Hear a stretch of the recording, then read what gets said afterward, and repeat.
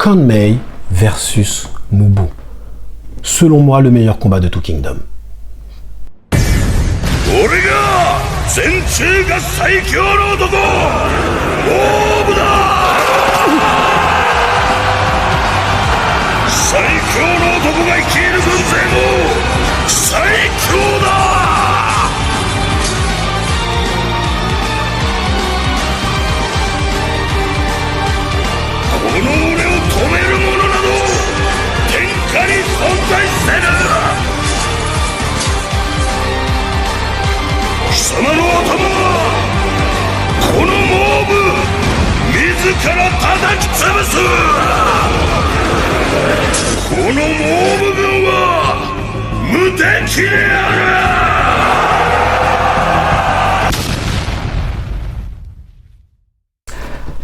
Les amis, aujourd'hui, on va s'intéresser à un combat, mais le fait de dire qu'il est lourd, c'est un faible mot. Le combat le plus violent de tout l'univers Kingdom. Selon moi, le meilleur combat. Attention, quand je dis que c'est le meilleur combat, ce n'est pas le combat qui nous raconte le plus de choses. Non, pas du tout. Mais c'est le combat que j'ai préféré dans l'univers Kingdom. Pour l'instant, il n'y a aucun combat qui m'a fait ressentir autant d'émotions que Mubu versus Conmei.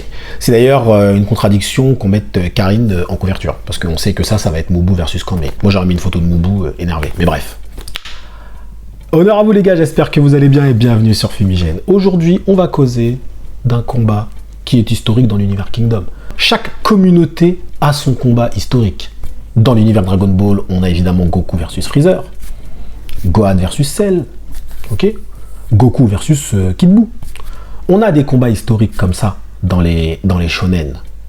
Dans One Piece, on a évidemment le combat Luffy versus Lucci, ok, qui est un combat historique dans l'univers One Piece parce que c'est un peu l'avènement du Gear Second, même si il l'avait déjà lâché contre Blue Eno, mais c'est un combat historique. Dans Naruto, on a Naruto versus Pain, ok.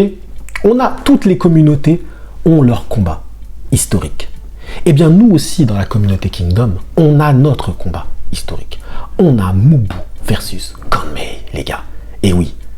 Et je mets au défi n'importe quel fan de Kingdom qui se respecte de ne pas être d'accord avec moi. Mubu versus Conmei, même si tu n'aimes pas Mubu, même si tu détestes Mubu, ce combat-là, quand tu l'as lu, frérot, tes mains tremblaient.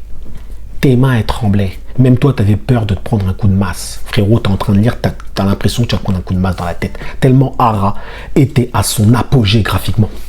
Hara, à ce moment précis, il était à son apogée. Je veux dire, en termes de violence, d'impact des coups. Violence. Les gars, rendez-vous compte. Mubu versus Conmei, ça tue des soldats à côté. Je veux dire, on est quoi? On est dans Dragon Ball, là. C'est le mec, les gars sont tellement puissants, les éclats de leur masse tuent des soldats. Bref, on va remettre le contexte. On est dans la guerre de la coalition. Guerre qui a été provoquée par l'annexion de Sonryu.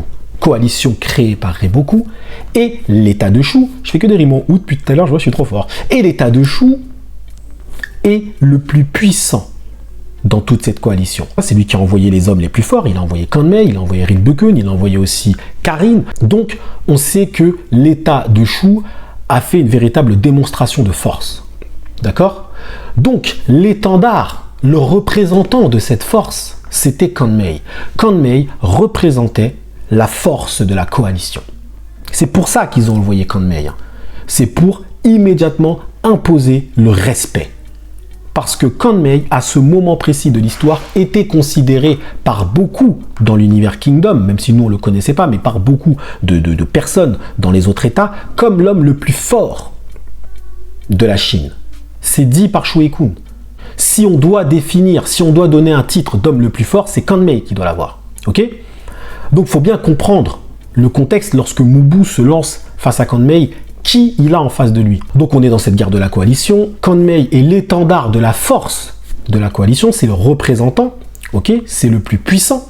Clairement, on voit que lorsqu'il se ramène face à Karin, Karin au début, elle faisait un petit peu la maline. Ouais, j'ai fait ça. Hey, il a pris son truc, il a dit, hey, tu me parles, sinon tu vas me répondre, tu vas répondre à ma question, sinon je te coupe la tête.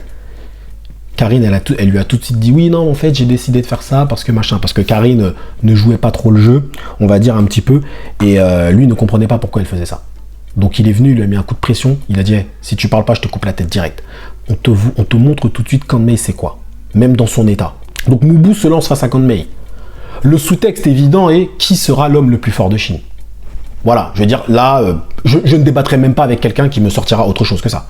On sait tous quelle était la finalité de ce combat. Là, on n'est pas dans un combat choisi par les cieux, machin, comme Chine versus Rico. Non, non. Là, on est qui est le plus fort de Chine, tout simplement. Et c'est là où ce combat pose problème pour Mubu, parce que c'est un combat qui est arrivé très tôt dans son évolution scénaristique, dans son arc narratif. C'est-à-dire que si l'arc narratif de Mubu, ça doit être ça, le problème, c'est que le combat, il arrive là. Et le gars, donc limite, tu termines son arc narratif au tome 29. Or, Kingdom, il y aura plus de 100 tomes. Donc, qu'est-ce que tu vas nous raconter après avec Mubu? Donc, soit tu le fais mourir, ok, soit tu nous racontes autre chose. Donc, Hara va être obligé de nous raconter autre chose avec Mubu, ça me paraît obligatoire. Donc, lorsque Mubu se lance face à Kanmei, il sait qu'il se lance face à l'homme le plus fort de Chine. Il sait donc que s'il tue Kanmei, s'il arrive à le vaincre dans un duel d'égal à égal, de bonhomme, il pourra être considéré comme l'homme le plus fort de la Chine. C'est le sous-texte. Maintenant, idéologiquement, est-ce qu'on peut y voir un sous-texte idéologique? Oui, on peut, si on extrapole un petit peu, à savoir le sous-texte plutôt de la force. Qu'est-ce que c'est être fort? Est-ce que c'est ce style de combat, c'est-à-dire un combat où tu as deux hommes musclés qui se frappent dessus et finalement tu as un vainqueur et on dit c'est lui le plus fort? Ou est-ce que la force, c'est plus nuancé que cela? Est-ce que c'est autre chose? Est-ce que tu as des personnages qui sont moins impressionnants mais qui peuvent être considérés comme plus forts? Par exemple, Shuei Kun. Est-ce qu'on peut définir que Shuei Kun est plus fort que Mubu? Parce que si on prend en compte toutes ses capacités stratégiques, intellectuelles et en force pure, est-ce qu'on peut considérer que Shuei Kun a plus d'indicateurs le rendant plus fort que Mubu qui finalement n'est que fort physiquement? C'est une réflexion qu'on peut avoir avec ce combat-là, à savoir qu'est-ce que c'est être fort. Et il y a un manga qui fait très bien ça, c'est Hajime no Ippo. C'est un objectif scénaristique pour Hippo, à savoir je veux être fort. Mais finalement, est-ce qu'il y a vraiment une réponse à ça?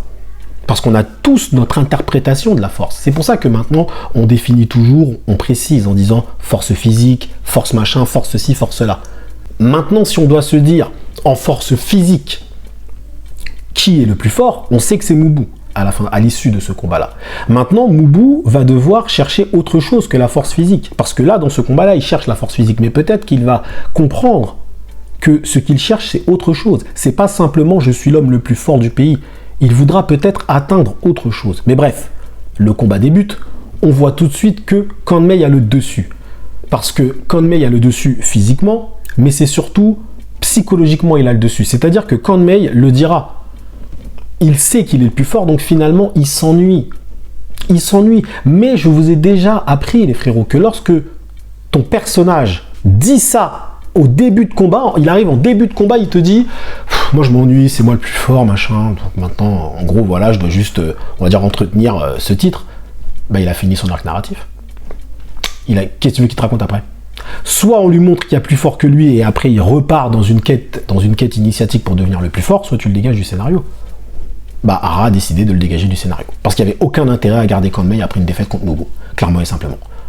Ton personnage a terminé son arc narratif. Il a eu ses faits d'armes, il a même battu un des 6 GG, il est déjà l'homme le plus fort, il s'ennuie. Qu'est-ce que tu veux faire avec lui? Eh bien, tu le dégages du scénario. Tu le fais battre par Mubu. Tout simplement. Donc le combat débute, on voit effectivement que Mubu n'a pas le dessus, mais Mubu va se servir d'une chose essentiel pour gagner un combat. Il va se servir de son mindset. Mubu, c'est un peu la méthode Coué. C'est-à-dire que Mubu se répète, pour lui, dans son esprit, il est l'homme le plus fort de Chine. Il l'est déjà. Donc en fait, lorsque Mubu se lance face à Kanmei, il se lance face, effectivement, à l'homme le plus fort de Chine dans ses faits d'armes, etc. Ok. Mais pour lui, en fait, il dit non, là, je me lance face à un usurpateur. Quelqu'un qui se prétend être l'homme le plus fort de Chine, alors qu'en fait c'est moi. Mubu, dans sa tête, les gars, et c'est ça que vous devez comprendre, c'est Mubu, c'est quelqu'un qui, en fait, décide de ce qu'il est. Il a décidé d'être l'homme le plus fort de Chine. Dans son esprit, il l'est déjà. Avant le combat, tu poses la question à Moubou, est-ce que c'est toi l'homme le fort de Chine? Il va te dire oui, c'est moi. On va lui dire, mais attends, t'as pas battu Kan Mei? Il va dire, oui, mais justement, lui, c'est un usurpateur. C'est pas lui, c'est moi, en fait, en vrai. Moubou, c'est ça. Et rematez-vous son discours. Quand je dis rematez-vous, reprenez les épisodes, parce que franchement, en animé, c'était assez lourd aussi. En manga, c'est lourd aussi, évidemment, mais en animé, ça a bien été retranscrit. Lorsque Moubou se lance, il lui dit, Kan Mei, je vais venir, je vais t'écraser la tête, et comme ça, tu vas comprendre c'est qui le plus fort. Tout simplement. Donc, Moubou, comprenez bien la force de Moubou, les gars. Moubou est un personnage qui fait en sorte que sa pensée se concrétise dans ses actes. Il dit, je suis l'homme le plus fort, donc j'arrive, je vais pouvoir battre tout le monde. C'est pour ça que Moubou transcende la stratégie, en fait. C'est parce qu'il a un état d'esprit qui est tellement fort et puissant qu'il arrive à faire des exploits. Il croit tellement qu'il est l'homme le plus fort de Chine que tu lui mets n'importe qui. Si tu lui avais mis n'importe qui ce jour-là, il l'aurait balayé. Il l'aurait balayé parce que dans son esprit, c'est lui l'homme le plus fort. Et lui, pour lui, tu n'es qu'un usurpateur. Et il y a même une phrase qui va sortir à Kan Mei qui illustre bien mes propos. Il va dire, en fait, Kan Mei, je vais t'expliquer un truc. En fait, si tu penses que tu es l'homme le plus fort, enfin, il va pas dire comme ça, mais grosso modo, c'est parce qu'en fait, tous les mecs que tu as rencontrés avant, c'était des faibles. C'est parce que tu ne m'as jamais rencontré. C'est parce que tu ne m'as jamais rencontré que tu arrives à t'octroyer ce titre. C'est parce que tu ne m'as jamais rencontré. Mais maintenant, je vais t'apprendre c'est quoi la force. C'est pour ça que je vous dis qu'il y a un petit sous-texte, on va dire un petit peu philosophique, à savoir qu'est-ce que la force. Est-ce que c'est la vision de Moubou? Est-ce que c'est la vision de Kan Mei? Est-ce que c'est la vision d'un Shue-kun? Est-ce que c'est la vision de quelqu'un d'autre? C'est pour ça que Moubou dépasse la stratégie. Parce que, en fait, son mental, son mindset est plus puissant que n'importe quelle autre stratégie. Après, attention, il y a quand même des stratégies, à mon avis, qu'il ne pourra pas balayer. Hein. Bah, les pierres, il ne les avait pas vues venir dans l'arc de Bayou. Mais bref, Moubou se bat avec Kan Mei, etc. Au bout d'un moment, il reprend le dessus. Et arrive le moment où Moubou se trouve désarçonné. C'est-à-dire que là, il comprend qu'il est à 100%. Les deux sont à 100%. Il se prend un coup de masse par Kan Mei, qu'il arrive un peu à barrer. Et il y a quelqu'un qui va lui rappeler ses objectifs. Qu'il n'avait pas perdu, mais il va lui rappeler. Il va lui dire, Moubou, lève-toi, mon frérot. Et c'est cette personne, c'est Shue-kun. Lève-toi. Parce que lui, c'est lui. Il se dit être l'homme le plus fort. Et ça énerve Moubou. Rematez-vous la phrase, hein. Rematez-vous le moment. Shue-kun, il lui dit, Kan Mei pourrait représenter, du moins, ce qu'on appelle le titre d'homme le plus fort, c'est lui qui le représente. Et ça énerve Moubou. Et c'est ça qui réveille Moubou. C'est qu'il dit, non, c'est pas lui, c'est moi. C'est pas lui, c'est moi l'homme le plus fort. C'est pour ça qu'il se relève. Et là, c'est terminé. Et quand il se relève, il n'était pas au sol, il était sur son cheval, mais quand il se relève, c'est terminé. Et qu'on n'aille pas me sortir, ouais, mais c'est parce que Muten, il a intervenu. Non, arrêtez les gars. Arrêtez ça, vous regardez bien la scène, comment elle est chorégraphiée. Arrêtez. Déjà, et la masse de Kan Mei avait déjà été brisée avant l'intervention de Muten. Et quand ta masse est brisée, c'est synonyme déjà, ton combat, il était déjà perdu en fait à ce moment-là. Ok ? Faut bien comprendre le déroulement du combat. Que personne n'aille me sortir que Moubou a gagné par chance. Parce que là, faut arrêter les conneries. Franchement, sinon, à ce moment-là, arrêtez de lire Kingdom, les gars. Ou sinon, lisez Kingdom Shippuden. Mais arrêtez de lire Kingdom si vous me dites que Moubou a eu de la chance dans ce combat-là. D'accord ? Qu'on me sorte que dans Shin versus Rinko, Shin a profité du moment où Rinko a frappé Sosui pour pouvoir frapper quasi mortellement Rinko, là je veux bien l'entendre. Mais derrière je vous répondrai qu'attention, il y avait un sous-texte scénaristique de tu es choisi par les cieux, nanani nanana. Donc les événements feront que de toute façon tu vas gagner. Ok ? Mais là c'est pas du tout la même chose. La masse de Kan Mei était déjà brisée. Elle était déjà brisée la masse de Kan Mei. Donc tu voulais qu'il fasse quoi ? Qu'on lui envoie une autre masse, machin ? Qu'est-ce que tu voulais qu'il fasse ? Sa masse elle est brisée le gars. Il y aurait juste une petite épée. Enfin, une petite épée, elle était balèze. Une épée. Mais une épée face à Moubou, frérot, ça sert à rien. Autant jeter ton épée et laisse-toi frapper. Prends son coup de masse avec honneur, mon gars. C'est tout, terminé. Ok ? Donc l'intervention de Muten servait juste à ne pas reproduire ce qui s'est passé avec Uki. Tout simplement. À ne pas avoir une victoire déshonorante. Ok ? Pour Kan Mei. Ou même pour Moubou. Donc, en gros, c'était juste un petit parallèle pour montrer que cette fois-ci, ça ne se passera pas comme ça s'est passé avec Uki. Il y a quelqu'un qui s'est interposé, d'accord ? Qui s'est interposé, c'est Muten. Mais Kan Mei était déjà désavantagé face à Moubou, sa masse était déjà pétée. Il faut bien comprendre le truc, ok ? Et après, t'as Kan Mei qui parle, qui dit « Non, mais Moubou, il commence à parler. » Et bim, il se prend un coup, terminé. Je vous remonte la scène. Hein. Kan Mei, elle est déjà brisée. Muten n'est pas encore arrivé. Ok ? Le combat était déjà terminé. Et c'est après qu'il y a l'intervention de Muten. Eh les gars, faut lire Kingdom correctement. Hein. Faut lire Kingdom correctement, d'accord? Donc après, il y a eu les événements, ok? Et c'est ensuite Kanmei qui parle, il parle. Eh bien, Mubu, regardez, il est bien en face de Mubu. Il reprend le combat. Il lui dit bien, eh bien, Mubu, qu'est-ce que tu attends? On n'en a pas. Il parle à Mubu, ok? Et c'est là où il se prend, on n'en a pas encore fini, je crois. Et c'est là où il se prend le coup de masse derrière, ok? Mais c'est qu'il a décidé de combattre Mubu avec une épée. Bah ça, c'est son problème, frérot. Hein. Si tu veux combattre Mubu avec une épée, grand bien te fasse. Hein. Moi, j'aurais pas essayé. Hein. Moi, j'aurais même pas essayé de le combattre tout court. Donc voilà, les frérots. Kanmei comment il perd ce combat, qu'est-ce que ça engendre derrière? Évidemment, c'est l'étendard de la force de la coalition qui est mort. Donc, la coalition avait perdu à ce moment-là. À ce moment-là, la coalition a perdu. Et même Karine le dira. Il dira, Kanmei, c'est à cause de toi. C'est à cause de toi. Parce qu'en fait, mentalement, quand les gens vont apprendre la défaite de Kanmei, c'est mort. Tout le champ de bataille, c'est foutu. C'est foutu. Je dis, dans la coalition, il y a certains moments clés. S'ils ne se déroulent pas comme ça, la coalition, elle gagne. L'un des moments clés, c'est ça. C'est Mubu versus Kanmei. Ensuite, tu as l'intervention de Uzen à la porte de Kankoku, qui est un autre élément très, très, très puissant. Ensuite, tu as évidemment l'intervention du Otanmwa. Tu as des moments clés comme ça. Eh bien, Mubu versus Kanmei, c'est l'un des moments clés. Parce que tu as battu le représentant de la force de la coalition.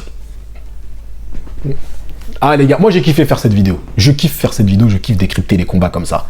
Qu'est-ce que la force? Qu'est-ce que la véritable force? Mubu va peut-être nous apporter la réponse. Mubu est un personnage qui a terminé malheureusement trop rapidement son arc narratif. Comment Hara va le développer? Et il regarde cette vidéo. Donc il est déjà en train d'y réfléchir, je vous le dis. Ok? Et quel aurait été l'intérêt de garder Kanmei dans le scénario? Aucun. C'est donc une victoire où tu as deux personnes qui ont exactement la même idéologie, sauf que tu en as un qui, dans son esprit, devait conserver son titre. Il le disait, il s'ennuyait. Mubu, lui, il s'ennuie pas. À ce moment précis, il ne s'ennuyait pas, parce qu'il avait eu la défaite quand même à Bayou, et dans son esprit, il était l'homme le plus fort de la Chine, c'est juste que personne ne le sait. C'est ça qui l'énerve.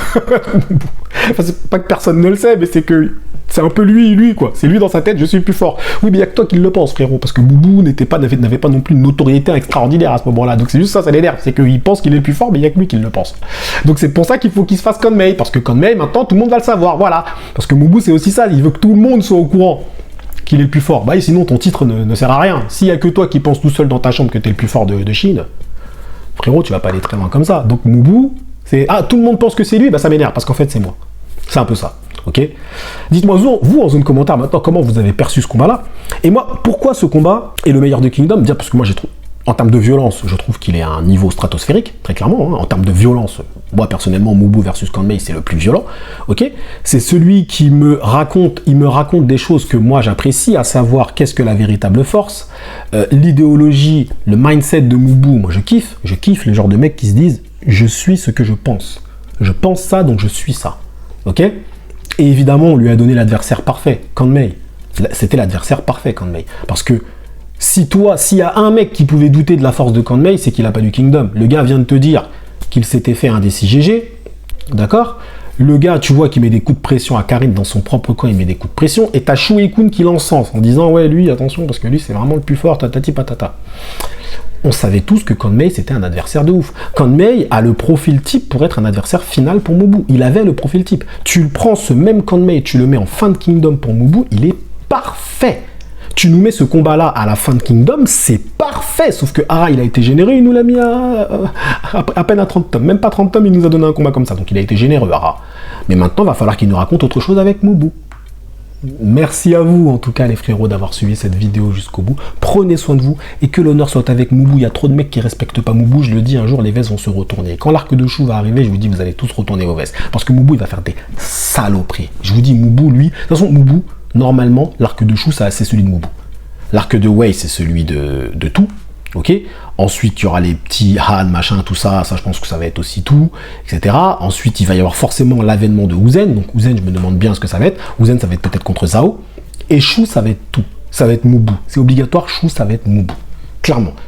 Parce que de toute façon, c'est simple, pour aller attaquer un État comme ça, tu es obligé d'envoyer ton représentant ultime de la puissance. Et ton représentant ultime de la puissance et de la force, c'est Moubou.